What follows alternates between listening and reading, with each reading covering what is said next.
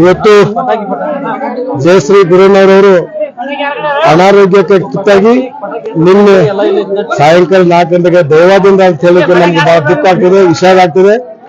ಇವತ್ತು ಕರ್ನಾಟಕ ರಾಜ್ಯ ರೈತ ಸಂಘದ ರೈತರ ಪರವಾಗಿ ಹೋರಾಟ ಮಾಡಿ, ಕಾರ್ಮಿಕ ಪರವಾಗಿ ಹೋರಾಟ ಮಾಡಿ ಇಡೀ ನಾಡಿನ ಸಮಸ್ತ ಜನತೆಯ ಮನವನ್ನ ಗೆದ್ದಂತ ಜಯಶ್ರೀನವರು ತನ್ನ ಎಳಿ ವಯಸ್ಸಿನಲ್ಲಿಯೇ ತಾವು ಅಕಾಲಿಕ ಮರಣ ಹೊಂದಿದ್ದು ನಮ್ಗೆಲ್ಲ ತುಂಬಲಾಂತ ನಷ್ಟವಿದೆ.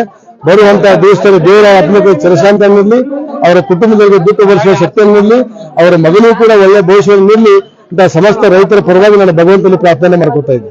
ಇವತ್ತು ನಮ್ಮೆಲ್ಲರ ಸಹೋದರಿ ರೈತ ಹೋರಾಟಗಾರ್ತಿ ಜಯಶ್ರೀ ಗುರಣ್ಣವರವರು ನಮ್ಮೆಲ್ಲರನ್ನ ಬಿಟ್ಟು ಇವತ್ತು ವಿಧಿವಶರಾಗಿದ್ದಾರೆ.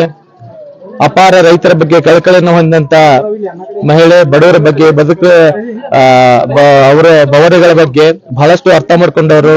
ನರೇಗಾ ಯೋಜನೆ ಆಗಿರ್ಬೋದು, ಪೌರ ಕಾರ್ಮಿಕರಾಗಿರ್ಬೋದು, ಕನ್ನಡ ಹೋರಾಟಗಳಲ್ಲಿ ಆಗಿರ್ಬೋದು, ಎಲ್ಲ ಸ್ತರದ ಹೋರಾಟಗಳಲ್ಲಿ ಕೂಡ ಭಾಗವಹಿಸಿ ಈ ನಾಡಿಗೆ ಅತ್ಯಂತ ಕೀರ್ತಿಯನ್ನು ಕೊಡುವಂತ ಕೆಲಸ ಮಾಡಿದ್ದಾರೆ.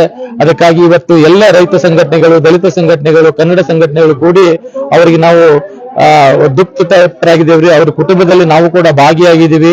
ಸರ್ಕಾರ ಕೂಡ ಈ ಕಡೆ ಗಮನ ಹರಿಸ್ಬೇಕನ್ನೋದು ನಮ್ಮ ವಿಚಾರ. ಯಾಕಂತಂದ್ರೆ ಯಾರೋ ಪ್ರೀತಿಸಿ ಕೊಲೆ ಆದ ತಕ್ಷಣ ಅವರಿಗೆ ಹೋಗಿ ಸಹಾಯ ಮಾಡುವಂತ ಕೆಲಸ ಸರ್ಕಾರಗಳು, ಜನಪ್ರತಿನಿಧಿಗಳು ಮಾಡ್ತಾರೆ.